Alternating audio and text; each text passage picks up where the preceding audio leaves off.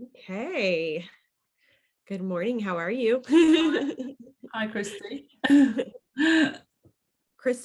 Christopher here and Michael Lawrence. And I think I've been talking to several people lately um, about kind of the work that we've been doing together and the difference that it can make for a lot of leaders and independent thinkers, people who are helping people during this time on the planet make these massive shifts and transitions that we're going through, especially in business. And one thing that I was hoping that we could kind of flush out today and point at that we have discovered for ourselves and through the work that you do is this idea of building not just our businesses but our whole lives back on what we're calling our singularity point. Mhm, mhm, And um what I'm noticing with entrepreneurs, business owners, and leaders and things during this time is because the world is so changing, and the business world is changing, and the old matrixy type formulas for business are not working for them, and they can feel the insecurity in trying to grasp onto another formula or another paradigm for their business. mm, Um, and to me, the way I see it is the only sure thing that we can now build on if we want to be, in this space of creating, the new earth and discovering what, we understand 3D matrixy business, there's nothing bad or wrong about that. It just is. But yeah, for those of us who are making this transition, um, there's not, it's like we want to find new formulas to grab a hold of, right? But inside 5D or the new earth or just this new shift in consciousness, whatever, you want to call it, um, it's really not about these bigger formulas outside us that we will make us feel secure or bring success. It is about finding this singularity point within us that is our true resonance, that mm, is who we were born to be, mm, to be the vessel to, bring through a certain kind of energy to do a certain thing in the tapestry of the world. mm, And that, to me, going forward is the only game to be playing, if that's, our highest intention, to bring forth our full potential and bring the value and gifts to the world that we were born to do, which is what, people who would be interested in this conversation would be about. And so there's a lot of tools out there, right? There's personality tests, and there's even human design. There's a lot of things that are really good, pointers of the past. But for me personally, this has become a game changer, mm, um, because it's very simple once you feel into it and you understand where your resonance truly resides, and you already know it on a certain level. You already see the ripples of it, or you have moments of like, oh, I know what it feels like to be in that resonance. It's just about shedding away everything that's not that. And the more, like you were saying before we got on this recording, the more that we just focus on being in that singularity point and let everything, that all the conditioning and the things that are not that, dissolve away, the singularity point and the resonance of that energy does everything for us. yeah, yeah, exactly. Yes. So it's a huge So paradigm shift that we're talking yes. about here, and it can't be known or it can't be even imagined by the mind. That's how big and mind blowing it is. And if you think about the word, so let's just describe what that actually is. The singularity point is a resonance that has no physical matter to it. It's just a resonance. So the resonance is a creator energy.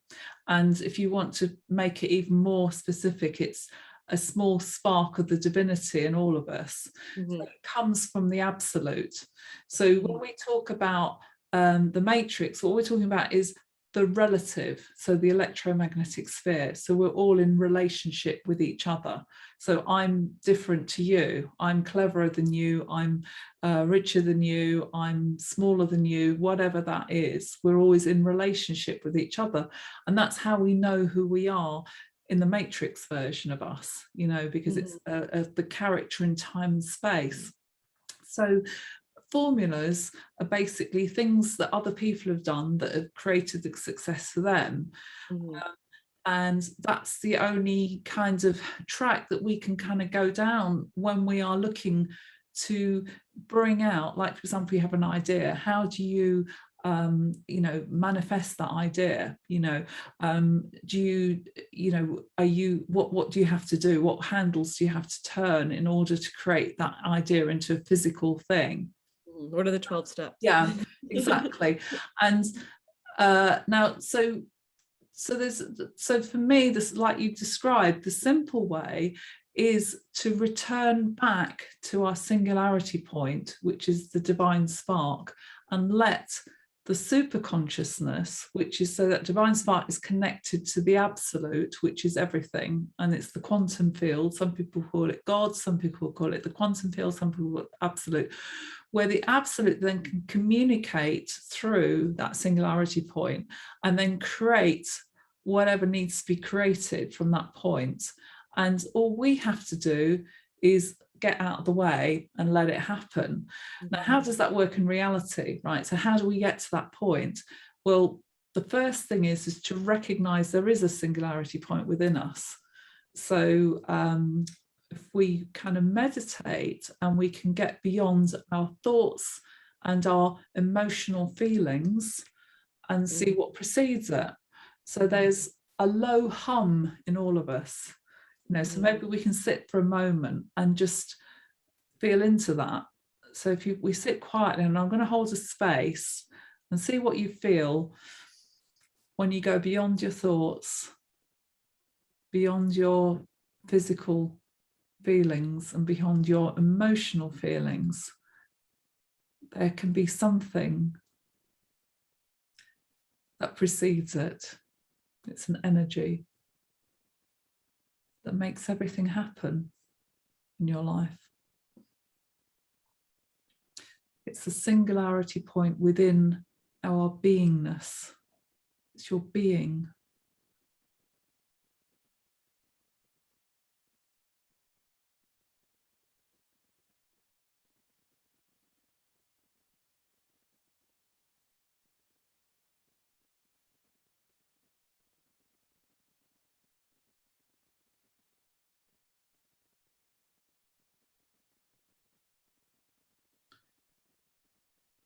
So what do you notice, Christy? Do you notice anything? I feel the resonance like right here in my heart, like chest center.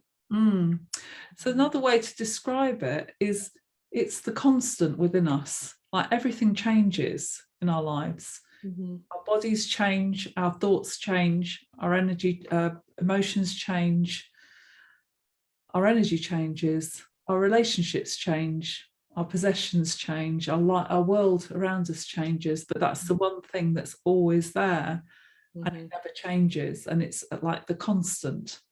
So we can start to build our life on that one constant. So, you know, in the Bible it says the wise man built his house upon the rock, and that is your rock. And it's an aliveness inside us that we didn't even realize existed, because we thought we had to be the alive one, the character we are, the thinking, the doing, the feeling, the dramas, that has to be the alive one. But actually, when we are still, there is still something alive going on inside us. What's causing that? You know, what is causing that? That's the big question. I've worked in the field of medicine, and the one thing that people don't learn at medical school is that we have a life force. They learn about the parts of the body, everything else, but not about the life force. So for me, the life force is everything. It's what creates everything. It's what creates a baby out of a sperm and an egg, you know.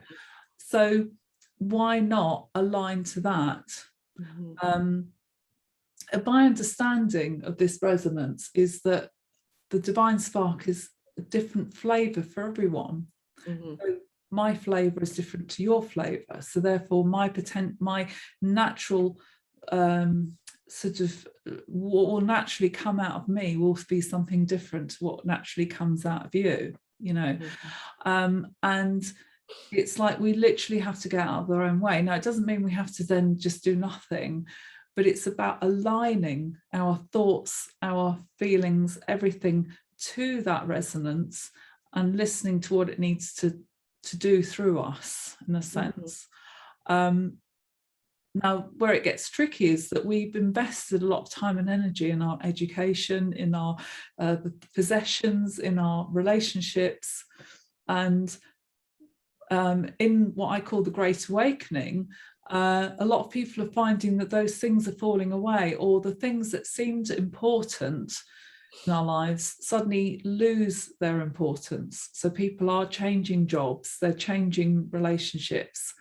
And it's because suddenly, despite the fact that they invested a lot of time and energy into that thing, they are turning their back to it. Now, I went to a business meeting earlier today, and I met a lady who's a therapist, and she was talking about her business, and she kept mentioning that she was the director of the association for her therapy, and that she had these other ideas. And I said to her in private, I said, you do realize you're a strategist and you're not a therapist, you know, because that's what I know from my muscle tests in my kinesiology.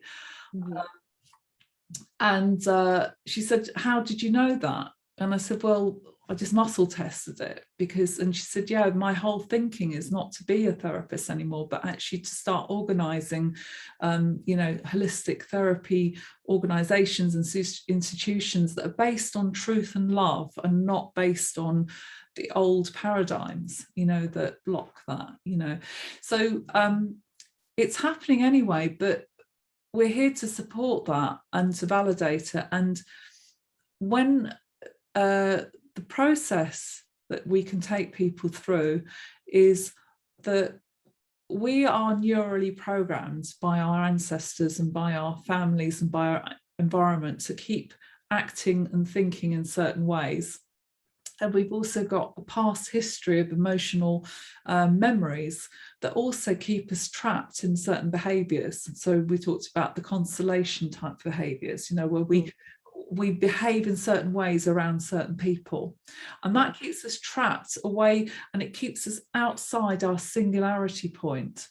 So when we start to live in our program behavior from the outside world, we actually lose complete sight of our singularity point. And in fact, we sometimes experience the opposite. So for example, people who have a strong ability to create abundance will actually experience quite a poor, poverty-stricken life, because the ego mind, because everything's backwards, when we're programmed, everything's backwards, the mind creates the reverse in us. There's actually something called the backwards law now, that which realizes to get to your singularity point, you have to reverse everything that your mind and your conditioning has told you. So what we do is we help people step out of that emotional and that mental programming. And on top of that, we reprogram through the singularity point. So the singularity point is a resonance that is, we can then, when we're sitting in it, can then reprogram all your thoughts and all your behaviors and who you really are. And it's not so much a who, it's a what you are. It's what you can manifest. You become the conscious creator. And then when you've reprogrammed, and it has to be reprogrammed into your body, because the body is our conduit between physical reality, it's the interface in our reality. So the way we understand reality is through our 5 senses: what we feel, what we smell, what we see, what we hear, what we taste. So we are reconfiguring that to create a new reality. And we know it because if we know it, then we can create it, you know. And that's the kind of quantum, that's when we go into quantum physics area, because something can only be created through the person that's imagining it, you know. So it's like the creation is the result of the observer, or the you know, we become the creative force. So it's about sitting in that resonance, and then allowing that to pervade your beingness. It's a beingness. And as an experience, when we become a creative being, it's literally you're sitting there as a beingness and allowing the actions and thoughts to come through you, rather than you making an effort through quantum. Newtonian physics is making an effort to shift physical bits around, and that's why we all get exhausted. And that's another, and also it create something that has a limited time only. So it has a sell by date. Whatever we create has a sell by date if we're doing it with effort, because there comes a point where it becomes unsustainable, because we had to give too much for our own energy away into that, or had to give something up in response of Sacrifice, sacrifice something. And that thing that we're actually sacrificing is our singularity point, is our resonance. We're actually giving it out like a leaky bucket all the time. So that's what we could do. And you also asked the question, how does the gemstone fit into that? Because this is what some people call the light body. So you can have a singularity point, but then there are 12 gemstones, but so that singularity point is mirrored, is projected through a prism of the gemstones. So for example, your peridot, which means you provide enlightened support or loving support to communities. So the way you do it could be in a different way to another essence or singularity point, which would have the same kind of task, or the same remit, the same area of expertise, but do it in a different way. So you would do it through bringing out the best in others. If I was the peridot, then I would do it by protecting innocence and children, because I'm all about light and innocence. So the light of consciousness. So we see what we see in front of us now through innocent eyes, without any preconceptions about anything. So that's how it then shows up in the world, and that then creates everything that we need for it to create, and different people have different roles. So the lady I spoke to earlier on today, she's going to be a strategist, and it's already happening through her, Yes. So, but no role is any more important than any other role. And I actually felt incredibly safe in her presence, actually, because I thought, thank goodness for that, somebody's going to create the right setup for people who want to be therapists or want to be, business people, or it's going to be based on integrity, on sustainability, rather than on things where, again, it's going to be sort of limited and sacrificial for us as individuals, And I'm noticing too,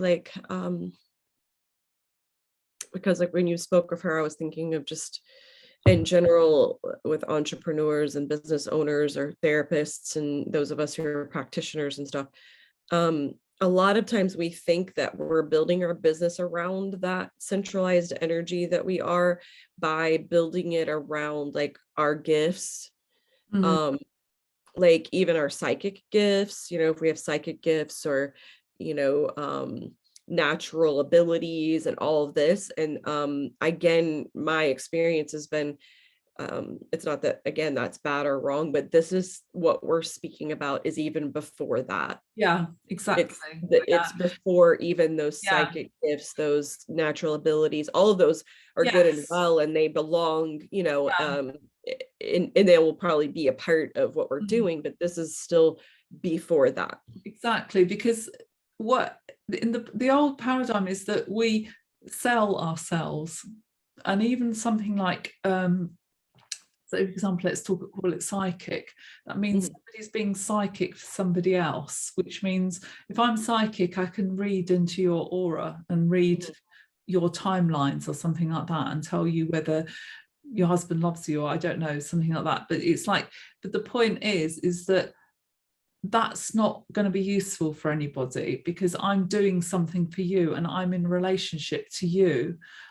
This is a very subtle point, but it's it becomes completely unconditional. I don't even, when we did the Shine As You Are, And I was just being my gemstone. And Mhm. that helped you, because I bring through light, that helped Mhm. you to become more, you couldn't lie to yourself anymore. People who say when they're in presence, they find it difficult to lie to themselves. They can't hide things under a rock anymore. They Mhm. feel they have to start living more in truth. So Mhm. my presence alone is awakening something in somebody else. Mhm.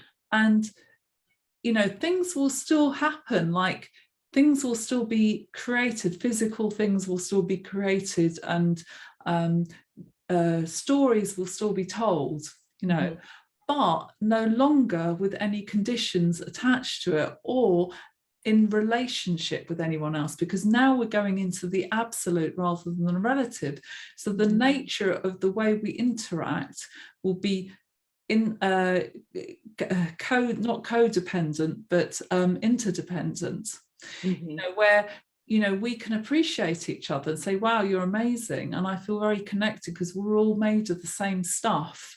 Right. We're all connected, we're all made of the same stuff, but yet you can do your amazing thing and I can do my amazing thing, Mhm. and we become physical, actualized people doing our thing. Mhm. And like I say, then we observe how that all plays out as codependency, interdependency. And what the result of that is unconditional love, because there's no more conditions. I'm Yes. not competing against you. I'm Mhm. not doing something for you. Mhm. All I'm doing is reminding you of something that you may have forgotten about, and you're reminding me Right. of something that I'm forgotten about. And that makes us all okay as we are, as sovereign beings. And I think that, when to bring that back to like, business and Mm. entrepreneurship and stuff, it's like the tricky part that we're getting out of then is like when we're marketing ourselves, or, I don't even like that word half the time anymore. If we're letting the world know that we have something to offer, that they can choose to work with us. Yeah. We're not appealing to the ego anymore, No. because in my experience, the more that as I transitioned out of doing a lot of um I would say for me, it was like I was in touch with my singularity point, but then I would just add all of these things on top of it so I could add value to people and like overdo all of this stuff. And I started to realize that overdoing and these things that I was doing on top of were just my ego trying to satisfy the other person's ego, to feel like that I gave enough, or that I was proving my worth or my value or all these things. And all it was doing was giving their mind something else to know, or something else, Yeah. um but when I was really shifting into working simply from my singularity point, there's these moments where with people where it was almost I could feel their energy be, or their mind, their psychic energy being like, well, you didn't really do anything. You're not really doing anything. Now they would have massive transformation. Things would be happening and they would be changing, Mm. but their mind would then turn that into like, well, they didn't do anything, so why am I paying them? I just can just go do this on my own, kind of a Mm. thing.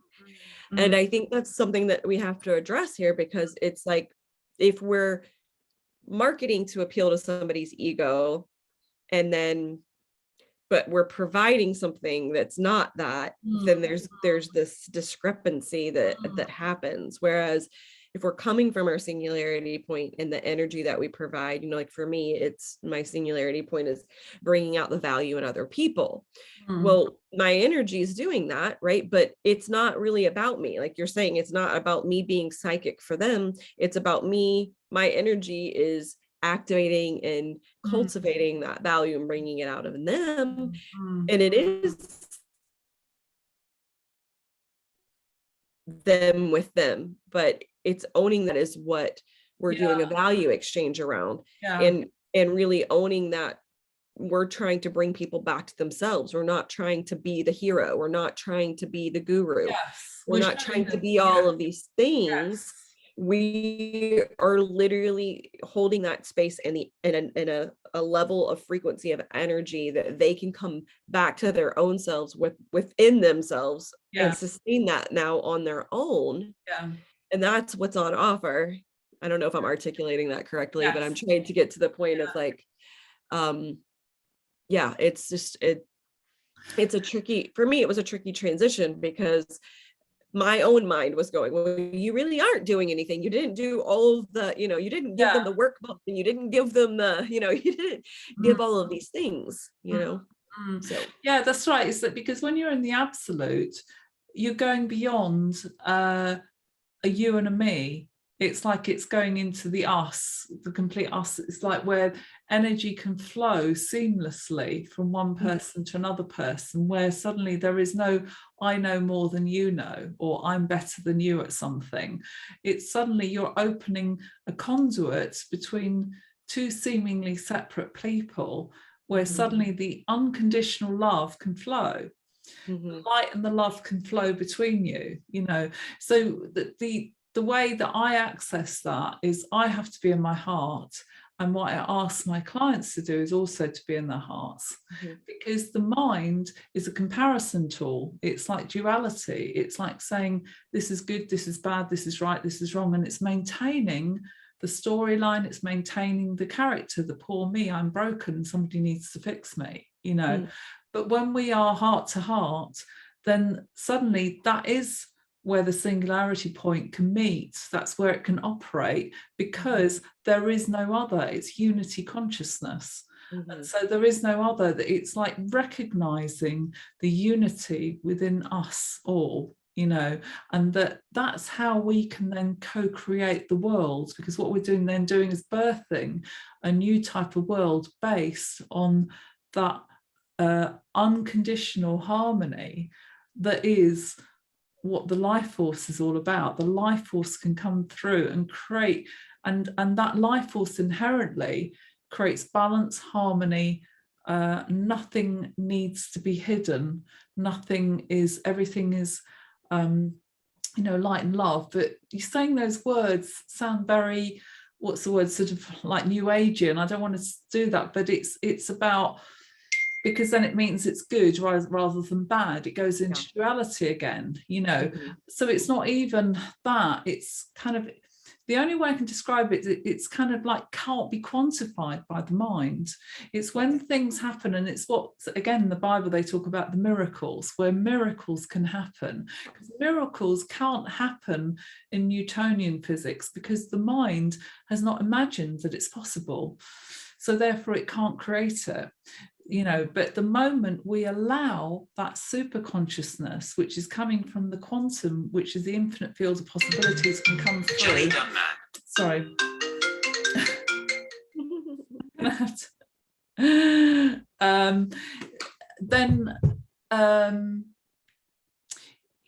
Then then we can sort of, that's what we're opening up within us, the mhm. the limitless rather than the limited. Right. And it's like I keep seeing Yeah. those energies as, a lot of times we talk about like we're all a piece in the tapestry of Mm, life, mm, right? For me, I've been thinking of it because it's such a, I'm just moving and my understanding to that this energy and the resonance. It's like the energy and the resonance like come together like an orchestra, right? yeah. It's like the orchestra and every resonance is playing its part. And the more in tune every person in the orchestra is, the more beautiful and more impacting. And, to me, that's worship, right? Like that's actual Yes. worship, Yes. as we raise our frequencies and dial in those Mm, energies of our mm, own singularity points and then come together in that orchestration.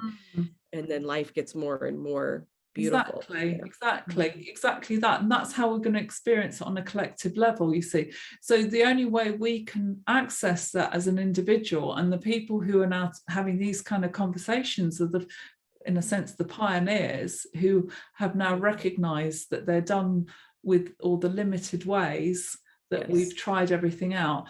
People who are business people are people who are always naturally pioneers. They're Yeah. looking to get ahead in life and to be one step ahead. So this is the new game in town, really.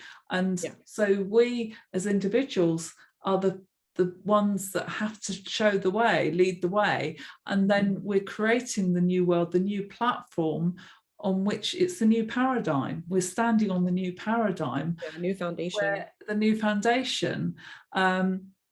The sacrifice we have to make is that the mind has to go, but the mind will go, because something I mentioned earlier, which is the only reason we have a dualistic mind is because we've come out of our singularity point.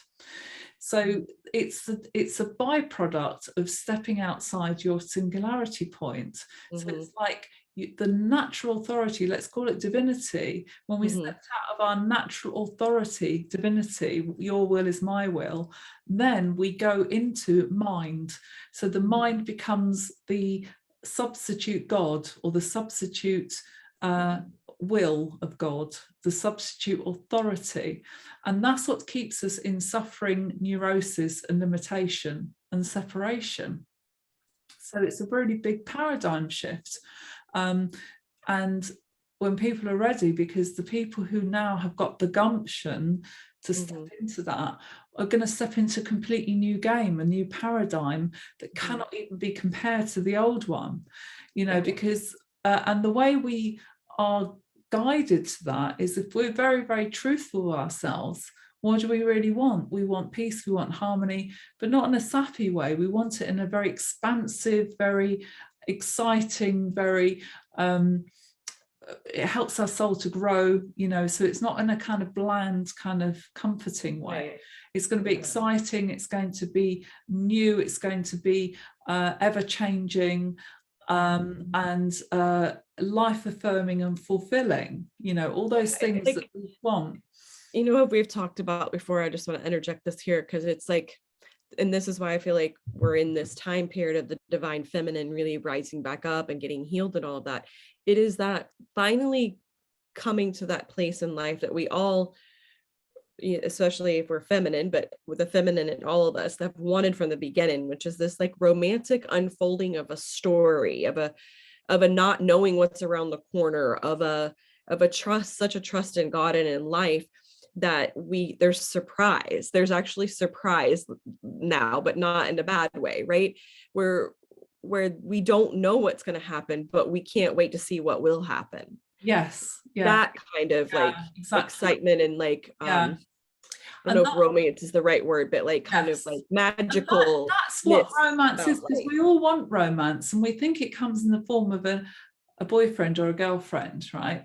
But really what romance is the excitement of not knowing, you know, like when you travel as a young person and you come to a new country and you don't know what you're going to find around the next corner, and everything's a delight, everything is amazing. And this is the biggest, if I talk about the elements of truth, there's an element called arginate, which is silver nitrate, and it's the remedy that people most need, which is the fear of the unknown and the fear of outcomes, right? And that's how most people live, is the fear that they're not going to get what they want and they're not going to achieve what they want. And that's the kind of fear that we're all living in. But when you turn it around the right way, when we're going from the backwards back to the forwards again, arginate is reflection of the explosiveness of life just happening. So this is our singularity point. It's the life force just coming through us, and we're just living in that moment, living constantly in that moment of having the delight of everything brand new keep turning up in our lives. And we no longer fear any outcome, because we know we're safe. We know we're safe. We know we are going to experience everything that we truly are, and everything, you know, as opposed to knowing what we're not, you know. So that's what we truly want, except we don't realize that that's what we want, you know, because the mind will say everything but that, you know, because the mind is constantly wanting to know outcomes, wanting to know the path, wanting to know in advance, when are we there, type of thing, you know. So it's a very different, going to be a very different experience. So the sacrifice we have to make is not knowing anymore, that happens automatically when you're in your singularity point. When you're in your singularity point, it's like, to hell with not knowing. I'm having the time of my life here. I feel alive. I feel happy. It's like, why do I want to know anything? Because that kind of drags me back into that old stale world of that just makes me feel miserable. Or I have high and then I have a low, and then I have a high and I have a low, and you're on that dramatic roundabout again, you know. Yep. So yes, it's a very difficult thing to talk about, but the kind of knowledge that I have can help us to get there, and understanding that we have to allow that energy to pervade us so that we start to really get on that track and be that. And hopefully people listening to this can start to get a sense of that. Right. Yes. You know, sometimes you have to almost hear beyond the words and get a sense of what you feel about it, because everyone who listens to this will have a different take on it, but it also hopefully strike a chord with everyone. So you almost have to go back into your own chord and say, what does that mean for me? How can I relate to this? What's it telling me? What do I recognize in this? You know, because it's a recognition of who you are beyond anything that's happened so far in your life, you know. Going back to your original source, your original state. Yes. You know, that's what it's all about. And like I say, the mind is very reluctant to do this because we've invested so much time and energy. If you think about, say, you've been in the ironically, the more suffering you've had in your life, the more you're invested in your story, that because it becomes toxic, and toxicity is very addictive. So we have to almost be willing to let go of everything that we know about ourselves in order to find that singularity point. Yeah. So great. Well, it's been a great conversation. I hope it's made sense to people listening to this. And yeah. So until the next time, see you soon.